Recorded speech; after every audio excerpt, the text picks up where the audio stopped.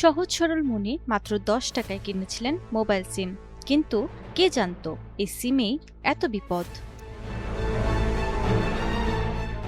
১০ টাকায় কেনা সেই সিমই এখন গোপালগঞ্জের কাশিয়ানী উপজেলার ফুকরা গ্রামের আসমা ও নূপুর নামে দুই গৃহবধূর জীবনে ডেকে এনেছে চরম আতঙ্ক। ঘটনার সূত্রপাত গত ২ আগস্ট। গ্রামের নারীদের ফেরি করে মাত্র ১০ টাকায় সিম দেওয়ার প্রলোভন দেখায় একটি চক্র। এরপর জাতীয় পরিচয়পত্র ও ফিঙ্গারপ্রিন্ট নিয়ে সম্পন্ন করা হয় সিম নিবন্ধনের প্রক্রিয়া। এমনকি বায়োমেট্রিক ফেস ভেরিফিকেশনও করা হয়। এরপর নেটওয়ার্ক সমস্যার অজুহাত দেখিয়ে সিম চালু হয়নি বলে জানানো হয়। বিকেলে এসে সিম দিয়ে চলে যাওয়ার কথা বলে চলে যায় চক্রের সদস্যরা, কিন্তু সেই সিম আর ফেরত দেওয়া হয়নি। আগস্টের ২ তারিখ রবিবার দুপুরবেলা আমি এখানে খাইতেছি বসে, এখন একজন লোক আসছে, এসে বলছে কি, আপু সিম কিনবেন, সিমে অনেক অফার আছে। ১০ টাকা সিম, মাত্র বেশি টাকা দিয়ে লাগবে না, কিন্তু ব্যালেন্সে টাকা থাকবে আর এমবি থাকবে, অনেক নেট চালাইতে পারবেন। এই সব কথা বলছে যে অনেক অফার আছে, অল্প টাকা অনেক এমবি মিনিট কিনতে পারবেন। তো ভালো সিম মনে করছি, ভালো সিম, এমবি অনেক টাকা তো আর লাগতেছে না। ২৫৯ টাকা না কয় টাকা বললো, ৪০০ এমবি আর ৩০ জিবি, না ৪০০ মিনিট আর ৩০ জিবি এমবি পাওয়া যাবে। তাই বলছে এরকম যদি ভালোই তো সুযোগ সুবিধা আছে। তা আমি এবার বলছি যে কোন সিম অফার ভালো আছে আপনার? বলছে বাংলা লিংক। আমি তো বলছি বাংলা লিংক তো আমার নাই, তাহলে এটা কিনে দেখি, হয়তো ভালো অফার থাকতে পারে। তা আমি হচ্ছিল জানি না যে সিম কিনতে কি কি লাগে। আমি হচ্ছিল ফার্স্টে সিম কিনতে গেছি, মানে কিনতে গেছি, পরে হচ্ছিল যে উনি ময়ূর ফেস নিয়েছে, নেওয়ার পরে কাছে নেটের সমস্যা হচ্ছে না, ০.৫ ঘন্টা সময় লাগবে। তা আমার হচ্ছিল দুপুরের খাবার, মানে ক্ষুধা লাগছে, তো আমি খাবার খেতে যাব, পরে যদি নেট আসে তাহলে হচ্ছিল আপনার আমি সিম এসে আবার চেষ্টা করে হচ্ছিল সিম দিয়ে যাব। আমাদের কাছ থেকে টাকাও নেয় নাই, টাকা না নিয়ে সে হচ্ছিল চলে গেছে।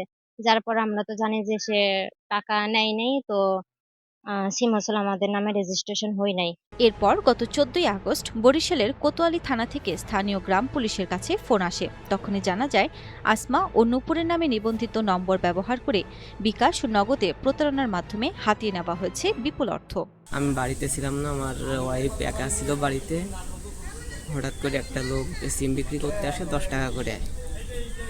সে তাকে দেখে আর কি ডাক দিলে সে বুঝতে পারিনি। ওইখানে বসে তার কাছ থেকে আইডি কার্ড চাইছে, আইডি কার্ড নিয়ে আপনার সিম একটা রেজিস্ট্রেশন করছে, আবার বিকাশ করে নিয়ে গেছে অন্য আরেকজনের সিমে, ওরকম চলে গেছে। বলতেছে যে আপনার এই সার্ভারের জন্যই হচ্ছে না, পরবর্তীতে আমরা এসে আপনাকে দিয়ে যাব, টাকাও নিনি। এরা তো কখনো সিম টিম কেনে নাই, প্রথমে যে কেনছে। তবে ওরা বুঝতে পারে না ওদের এইভাবে প্রতারণা করে সিম রেজিস্ট্রেশন করে নিয়ে গেছে, বিকাশ করে নিয়ে গেছে। বরিশাল একটু দারোগা বলতেছে কি যে এই সিমের থেকে ১.৫ লাখ টাকা উঠানো হয়েছে, টাকা পাই না। আমরা বলতেছি যে আমরা তো কোনো সিম এগুলো কিনে নেই, ব্যবহার করি না, বুঝি নেই। আর এখন তো আমার জামাই মান্নায় মেয়েরে নিচ্ছে না, সে বাড়ি থাকে না। এখন আমার সংসারে অনেক ঝামেলা হচ্ছে, আমি আর বিশেষ চাই। হঠাৎ এমন খবরে দিশেহারা দুই নারী ও তাদের পরিবার। শুধু আসমা নূপুরই নন, একই কায়দায় প্রতারণার শিকার হয়েছেন ওই গ্রামের আরও বেশ কয়েকজন নারী। নিজেদের নির্দোষ দাবি করে প্রতারক চক্রকে শনাক্ত করে আইনের আওতায় আনার দাবি জানিয়েছেন ভুক্তভোগীরা। ঘটনা জানাজানি হওয়ার পর কাশিয়ানী থানায় লিখিত অভিযোগও করেছেন তারা। আমাদের কোতোয়ালি থানায় ওই বিষয়ে একজন ভুক্তভোগী এসে একটা জিডি করেন। বর্ণিত জাতীয় পরিচয়পত্র ব্যবহারকারীরা বর্ণিত ব্যক্তির কাছ থেকে সিম ক্রয় করে। জানান যে অজ্ঞাতনামা পরিচয়ধারী ব্যক্তিগণ তার মোবাইল থেকে বিকাশ অ্যাকাউন্ট হ্যাকিং করে তার কিছু টাকা প্রতারণামূলকভাবে নিয়ে গেছে। পরবর্তীতে তার জিডির সূত্র ধরে আমরা তথ্য প্রযুক্তির সহায়তায় ওই যে নাম্বারগুলোর বিকাশ অ্যাকাউন্ট এবং মোবাইল ফোনের রেজিস্ট্রেশন এগুলা ঘিরে দেখতে পাই যে গোপালগঞ্জ কাশিয়ানী থানাধীন এলাকার বিভিন্ন ব্যক্তিদের জাতীয় পরিচয়পত্র এবং তাদের আঙ্গুলের ছাপ ব্যবহার করে বিকাশ অ্যাকাউন্ট এবং নগদ অ্যাকাউন্ট ব্যবহার করে স্থানান্তর করেছে। পুলিশ বলছে প্রতারণার ঘটনায় ব্যবহৃত মোবাইল নম্বর ও আর্থিক লেনদেনের তথ্য বিশ্লেষণ করে চক্রটির সদস্যদের শনাক্তের চেষ্টা চলছে। কাশিয়ানী এলাকায় বেশ কিছুদিন ধরে কোনো একটা কোম্পানি স্বল্প মূল্যে সিম বিতরণ করছে। তো এখানে দেখা গেছে যে আমরা গত কয়েকদিন যাবৎ এই বিষয়টা মনিটরিং করছি, এবং দুজন ভুক্তভোগী এ সম্পর্কে অভিযোগ দিয়েছেন থানায়। এ বিষয়ে জোর তদন্ত চলছে। আমি এখানে যে জিনিসটা সবার উদ্দেশ্যে বলতে চাই যে ডিজিটাল দুনিয়ায় প্রতারণার বিভিন্ন রূপ পরিবর্তন হচ্ছে নিয়মিত। মাত্র 10 টাকায় সিম পাওয়ার লোভে অনেকে সামলাতে পারছেন না এবং অনেকে হচ্ছে 10 টাকার সিম বিতরণের কথা বলে বিভিন্নভাবে তাদের ফিঙ্গারপ্রিন্ট নিয়ে যাচ্ছেন, তাদের ছবি তুলে নিয়ে যাচ্ছেন এবং পরবর্তীতে সিম দেওয়ার কথা বলে সময় মতো বিলম্ব করছেন।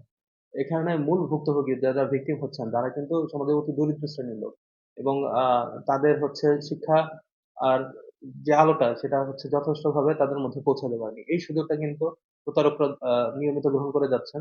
তো সবার জন্য যেটা মেসেজ থাকবে সেটা হচ্ছে যে আপনারা যার কাছ থেকে যা কিছু কেনেন না কেন অবশ্যই প্রয়োজনে যাচাই বাছাই করে নেবেন। যাচাই বাছাই ছাড়া যে সমস্যাগুলো হচ্ছে যাচাই বাছাই ছাড়া যদি এই কাজগুলো করেন তাহলে আপনারা নিজেরাও ভিকটিম হতে পারেন এই বিষয়গুলোতে। হ্যাঁ, আমাদের থানায় ২টি অভিযোগ হয়েছে। আমরা ডিজিটাল ফরেনসিক এই বিষয়টা নিয়েও কাজ করছি। এছাড়া আমাদের একটা সাইবার টিমও আছে। তারাও এটা নিয়ে কাজ অলরেডি শুরু করে দিয়েছে। আশা করছি যে ভালো একটা ফলাফল আমরা দ্রুত পাবো। আসমা ও নূপুরের মতো একই কায়দায় প্রতারণার শিকার হয়েছেন অন্তত ১৫ জন নারী।